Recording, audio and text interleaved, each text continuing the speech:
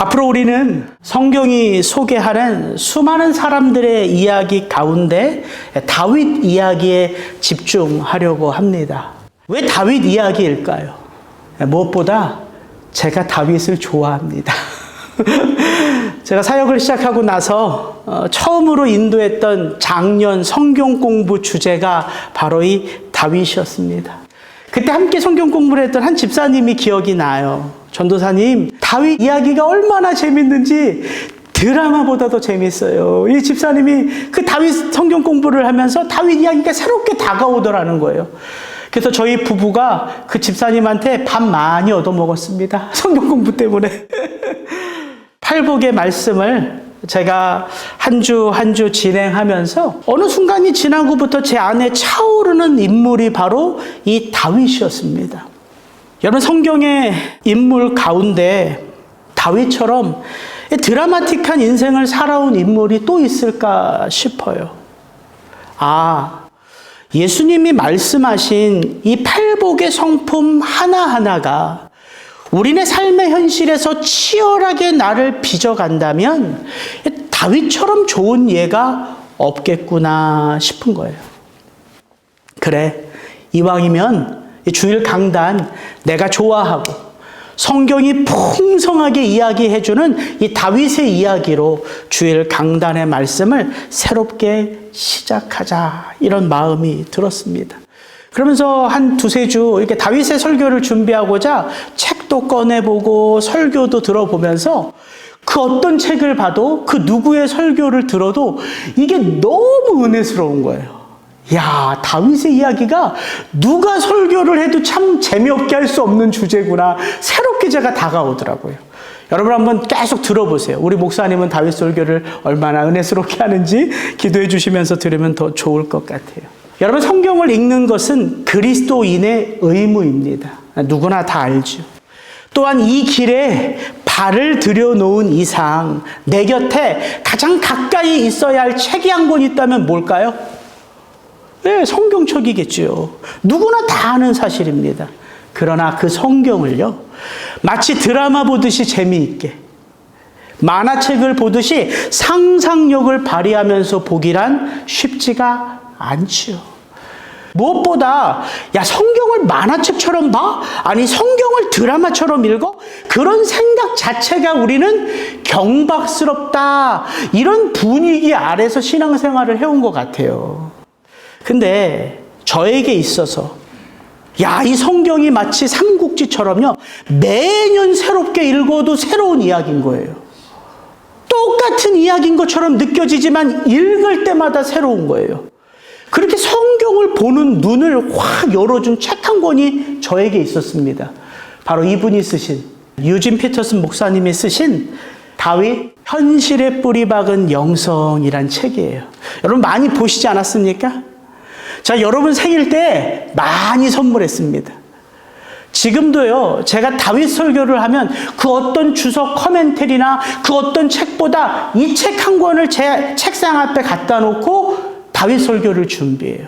사실 다윗이라는 인물의 삶 속에는요, 엘리야나 엘리사, 모세처럼 우리를 놀라게 하는 기적의 스토리가 하나도 없습니다. 여러분, 다윗의 이야기를 한번 찾아보세요. 다윗의 이야기 속에 기적은 하나도 없어요. 성경 공부를 했더니 누군가 손을 딱 들더라고요. 목사님, 다윗이 골리앗을 무찌른 건 그 기적 아닙니까? 기적 같으세요? 그거 기적 아니에요. 다윗은 아버지의 양떼를 칠 때 그 골리앗보다 훨씬 더 파워가 있는 곰과 사자도 돌팔매 하나로 무찔렀던 다윗입니다. 그 기적 아니에요. 그렇게 다윗의 삶은 우리를 자극하는 기적의 스토리는 없죠. 하늘에서 불을 내리거나 죽은 자를 일으켜 세우거나 패역한 시대 가운데 하나님이 여전히 살아계심을 능력으로 보여주었던 수많은 믿음의 인물들에 비하면 다윗의 삶은 지극히 일상적이에요. 그런 다윗의 이야기가 그래서 우리에게는 더 친근하게 다가오는 거죠. 그런 다윗을 향한 하나님의 사랑은 어떨까요? 정말 유별납니다. 오직 하면 하나님이 이렇게 말하시겠어요. 사도행전 13장 21절 22절 그 후에 저희가 왕을 구하거늘 하나님이 베냐민 지파 사람 기스의 아들 사울을 40년간 주셨다가 패하시고 다윗을 왕으로 세우시고 증거하여 가라사대 내가 이새의 아들 다윗을 만나니 내 마음에 합한 사람이라 내 뜻을 다 이루게 하리라 하시더니. 여러분 놀랍지 않습니까? 성경에 어떤 인물이 하나님으로부터 이런 평가를 받았습니까? 다윗 내 마음에 합한 자야. 내 마음과 그의 마음은 하나 되었던 자야. 다윗 나를 늘 기쁘게 하는 아들이야. 여러분 이게 놀라운 것이죠. 다윗은 하나님의 마음을 알아들였던 하나님의 사람이라는 거예요. 그래서 우리가 다윗의 인생을 보면 다윗이 보이기 전에 누가 보인다고요? 하나님이 보이는 거지. 다윗의 마음과 하나님의 마음이 하나이기 때문에. 그렇다면 여러분 하나님은 다윗만 사랑하실까요? 하나님은 오직 다윗 이 한 사람만 지독히 편애하신다고 생각합니까? 그렇지 않습니다. 성경은 이 땅을 향한, 이 땅의 죄인들을 향한 하나님의 마음을 우리에게 이렇게 가르쳐 주지요. 우리가 너무나 잘 아는 말씀. 하나님이 세상을 이처럼 사랑하사 독생자를 주셨으니.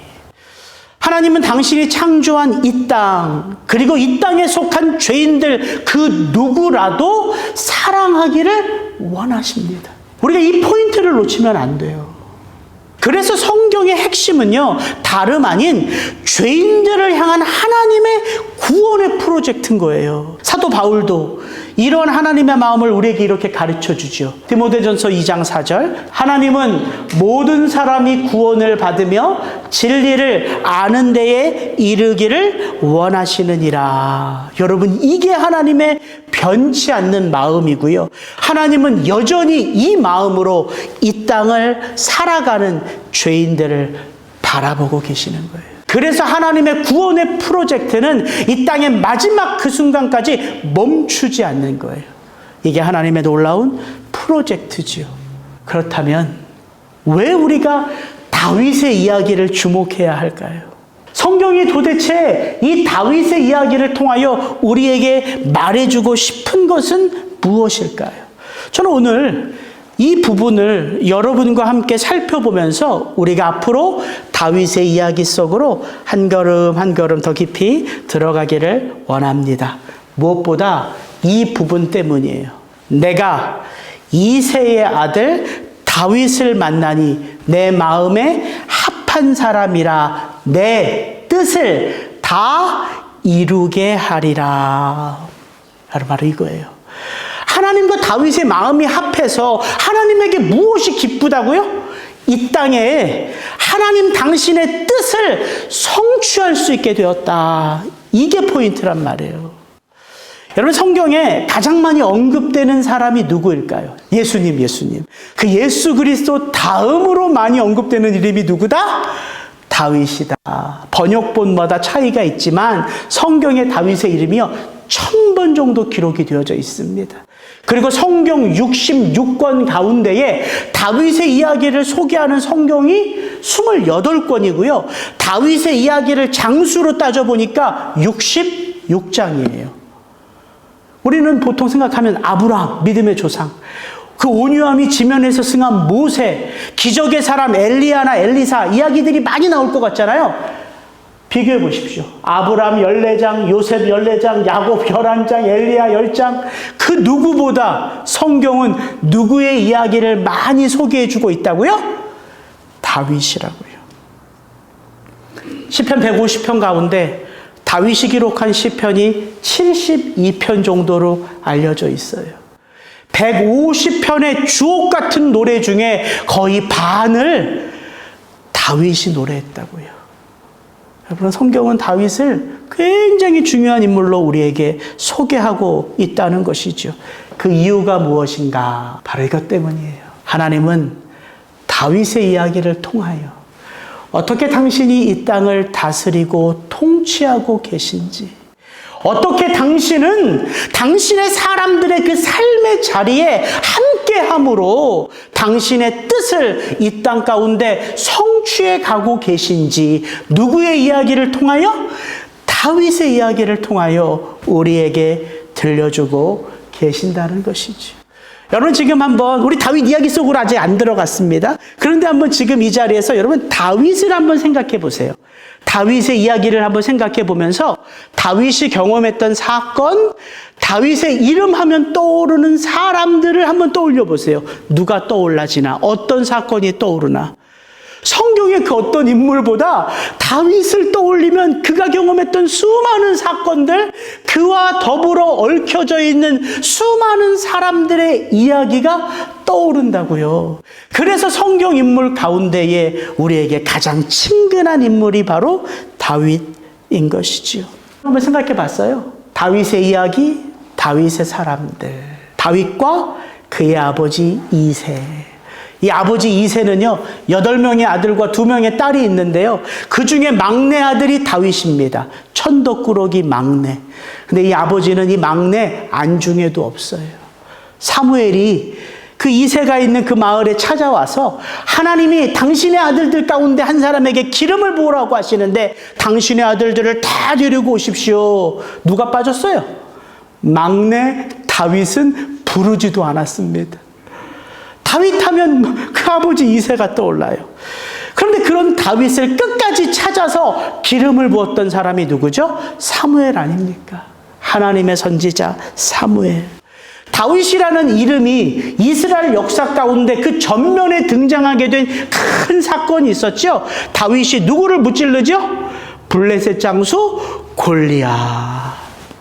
다윗이 이스라엘의 장군이 되어서 가는 곳곳마다 승리합니다. 그런 다윗을 이스라엘 백성들은 너무 사랑하지요. 그래서 길거리에 있는 아낙네들이 노래 하나를 져서 불러요. 사울은 천천히요, 다윗은 만만이라. 그 노래를 듣고 누가 반응하죠? 사울이요, 사울. 아니, 나는 천천히요, 다윗은 만만이라면 다윗이 얻을 것이 이 나라 외에는 뭐가 더 있겠나? 바로 그 노래를 들은 이후로부터 사울은 누구를 주목합니까? 다윗을 주목해요. 그래서 사울의 인생은 망가지는 인생으로 전락하기 시작하죠. 다윗과 사울. 여러분, 다윗이 요나단과 더불어 사랑하는 그 사랑이 얼마나 깊고 얼마나 뜨겁고 얼마나 충만했으면 남자가 여자를 사랑하는 그 사랑에 비할 수 없다 성경이 말하고 있다고요. 다윗과 요나단. 다윗 하면 떠오르는 인물들이 너무나 많습니다. 사무엘이 다윗을 이스라엘 왕으로 기름 붓죠. 다윗이 기름 부음을 받고 나서 이스라엘의 왕이 되기까지 그는 왕실에 들어가는 곳보다 어디를 더 많이 전전긍긍했을까요? 그 유대 광야. 다윗은 10년 동안 유대 광야를 전전했어요. 왜? 사울이 다윗을 죽이려고 했거든요. 그 다윗이 유대 광야를 전전하면서 살았던 그 모습을 보면 우리는 무엇을 알 수 있어요? 우리 인생 가운데에도 결코 피할 수 없는 어떤 삶, 광야 같은 삶. 여러분, 인생을 살아오면서 광야 없는 인생이 있을까요? 한 사람도 없습니다. 광야는 어떤 곳이에요? 외로운 곳이에요. 나의 이름이 사라지는 곳이에요. 아무도 나를 도와주지 않는 것처럼 느껴지는 곳이에요. 그래서 광야는 곧 우리가 누구를 새롭게 바라볼 수 있는 곳일까요? 하나님의 하나님. 그게 광야예요. 그래서 광야라는 히브리어 미드바르라는 뜻은요, 다른 게 아니에요. 무엇 중에 다바르, 하나님의 말씀. 광야란 나 혼자 거하는 곳이기에 하나님의 말씀을 새롭게 받아들일 수 있는 곳. 그게 광야라고요. 그래서 다윗의 이야기를 보면 수많은 광야 이야기가 나옵니다. 다윗은 그 광야에서 자기보다 더 어려운 사람들을 만나요.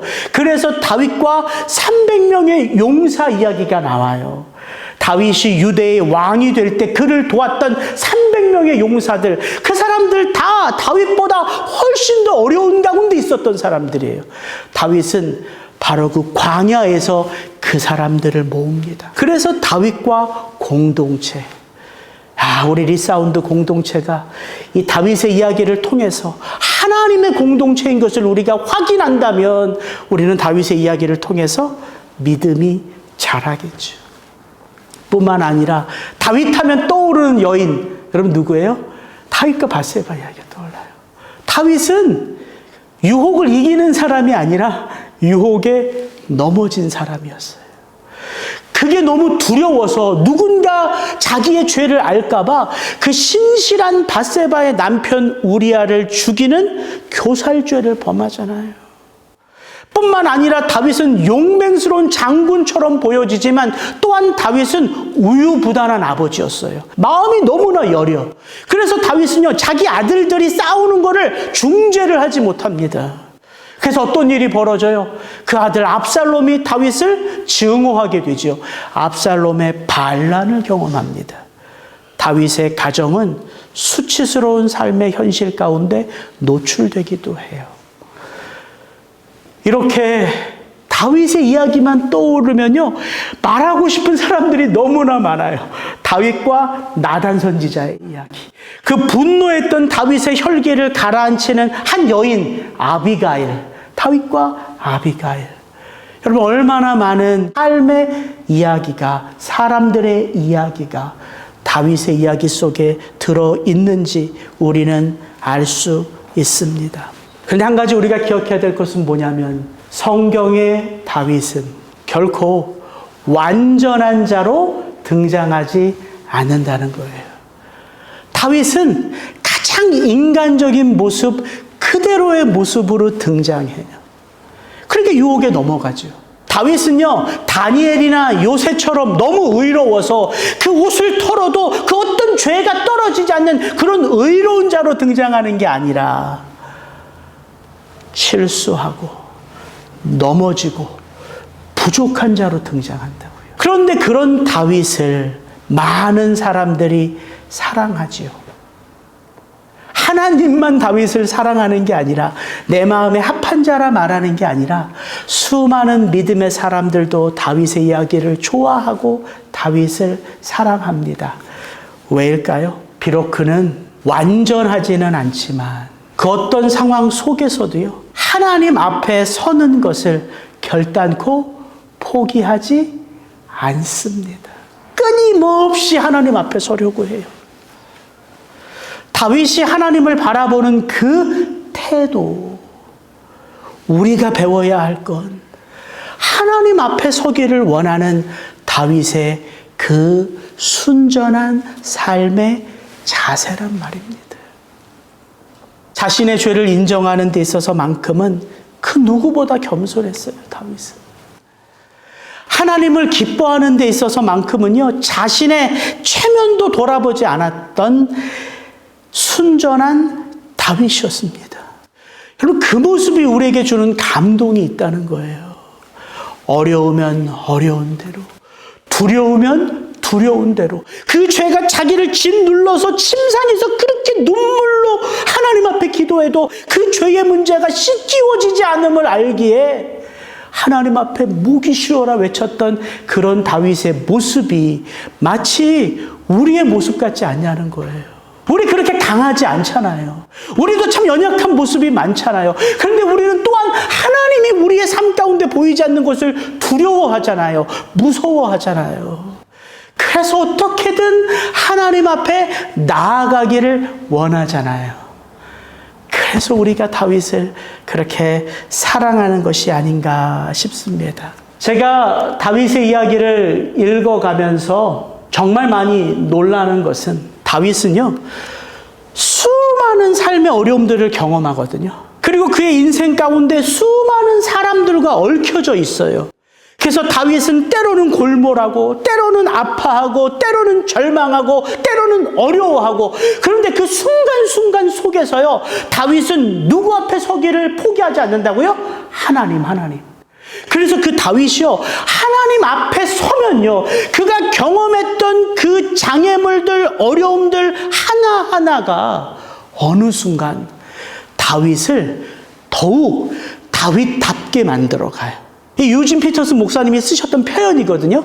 다윗을 더욱 다윗답게 한다. 삶을 통해서. 저는 그게 너무 놀라워요.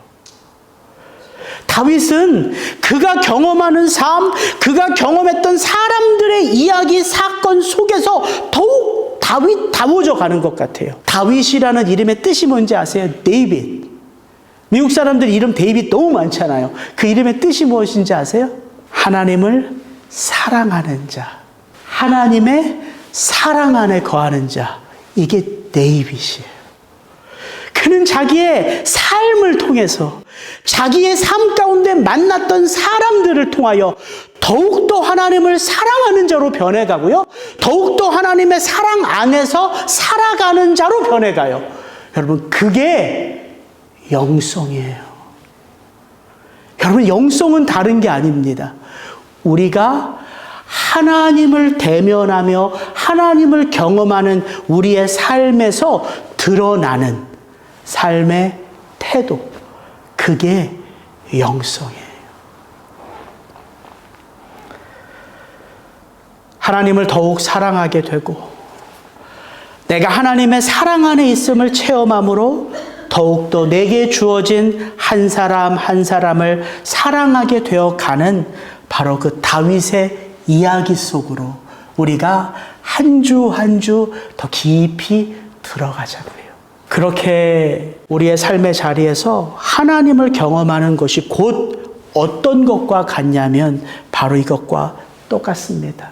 사도행전 13장 23절, 하나님이 약속하신 대로 이 사람의 씨에서 이스라엘을 위하여 구주를 세우셨으니 곧 예수라. 기가 막히지 않습니까? 하나님이 다윗을 보며 그는 내 마음에 합한 자라. 내 뜻이 다윗의 삶을 통하여 성취되어 간다 말씀하시며 하나님은 그 다윗의 씨로부터 누가 이 땅에 옴을 선포하고 계세요?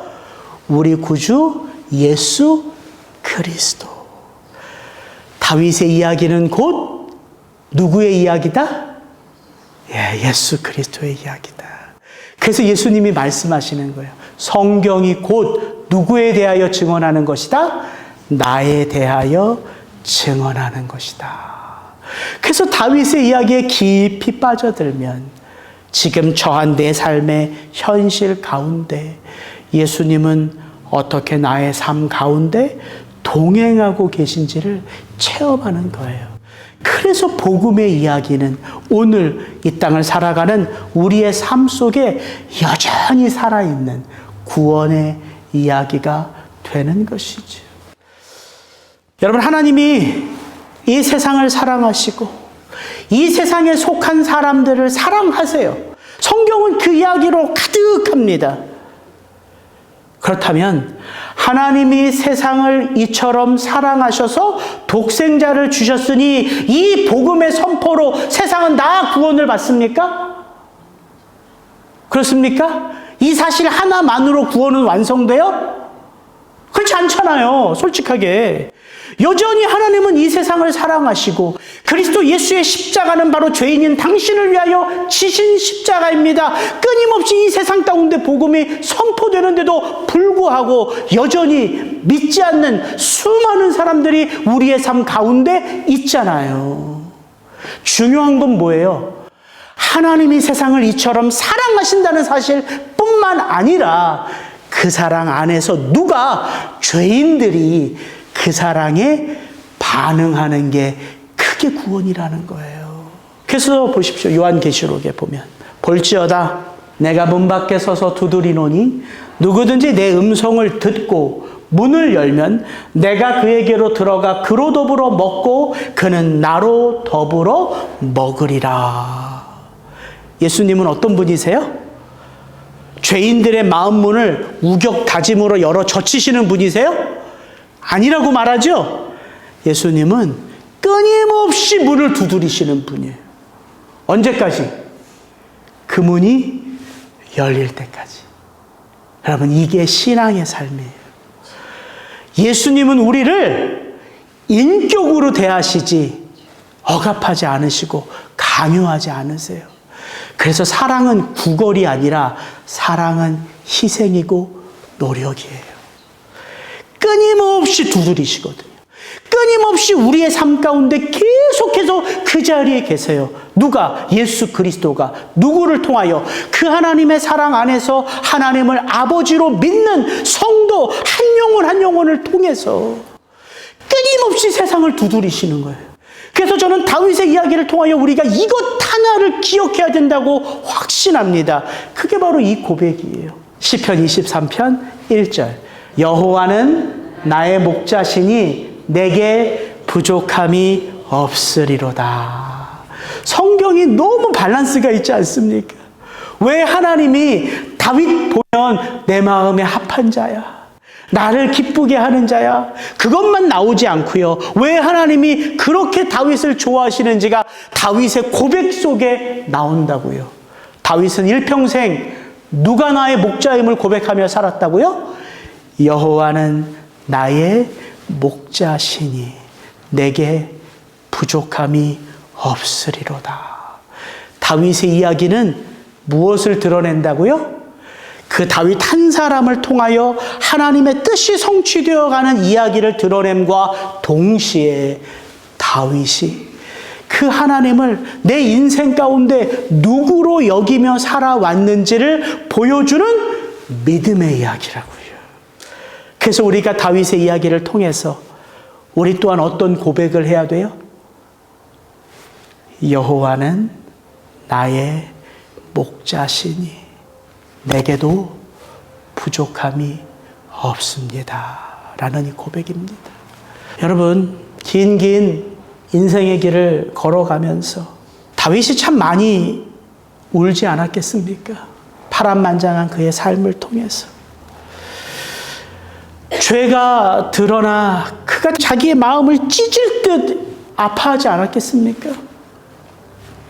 삶과 죽음의 경계선을 10년 이상 보내면서 다윗이 얼마나 많이 자주 그 삶을 포기하고 싶은 갈등 가운데 있었겠습니까? 사랑하는 그 아들이 자기를 내어쫓고 아버지가 얼마나 부족하고 얼마나 연약하고 얼마나 모자른 자인지를 그 백성들 앞에 드러낼 때에 다윗이 그의 인생을 바라보며 얼마나 가슴을 쳤겠습니까? 그런데 우리도 이 땅에서 경험할 수 있는 수많은 아픔의 삶을 다윗이 경험하면서 하나님은 그 다윗의 인생 가운데 함께 하시며 다윗으로 하여금 어떤 고백을 하게 했다고요? 여호와는 나의 목자시니 내게 부족함이 없으리로다. 다윗의 하나님만이 아닙니다. 이 땅을 살아가는 모든 성도들의 아버지세요.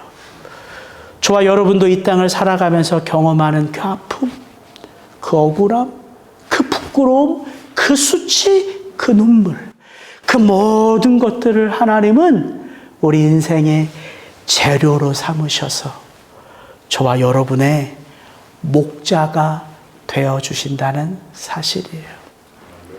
그래서 저는 정말 이 말씀이 탁 떠올랐어요. 이 말씀 한 구절 읽고 좀 정리하려고 합니다. 마가복음 4장 26절부터 29절 같이 한번 읽습니다. 또 가라사대 하나님의 나라는 사람이 씨를 땅에 뿌림과 같으니 저가 밤낮 자고 깨고 하는 중에 씨가 나서 자라되 그 어떻게 된 것을 알지 못하느니라.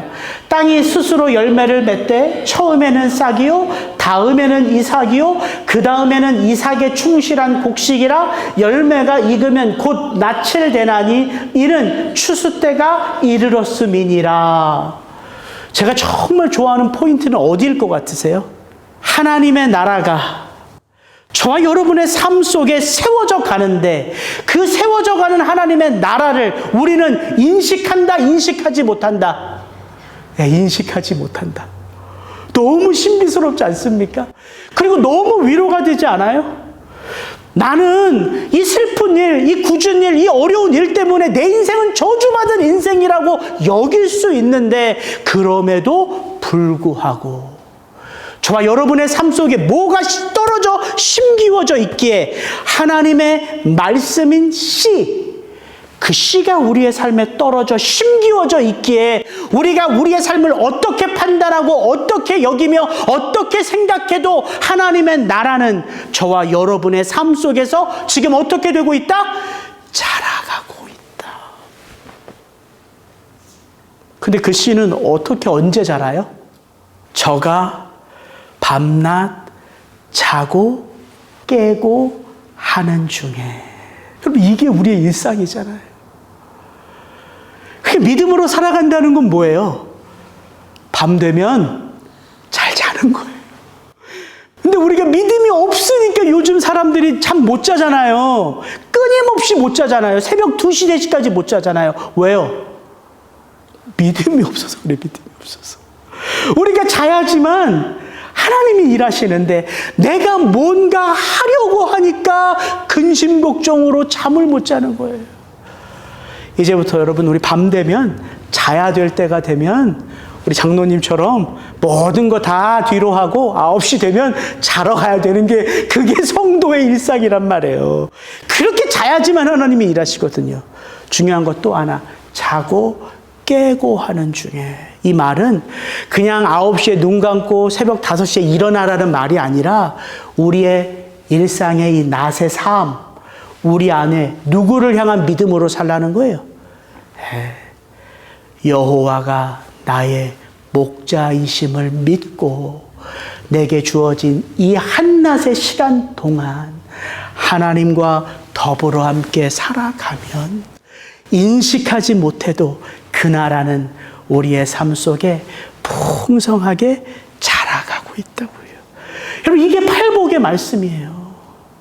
그 씨가 처음에는 싹이요, 다음에는 이삭이요, 그 다음에는 이삭에 충실한 곡식이요, 그 다음에는 낯을 대나니 이는 추수 때가 벌써 되었습니다. 팔복이 그렇게 우리의 삶 속에요, 우리가 인식하지 못해도 하나하나 때에 맞추어서 자라가고 빚어지고 저와 여러분들을 하나님의 사람으로 세워가고 있다는 사실입니다.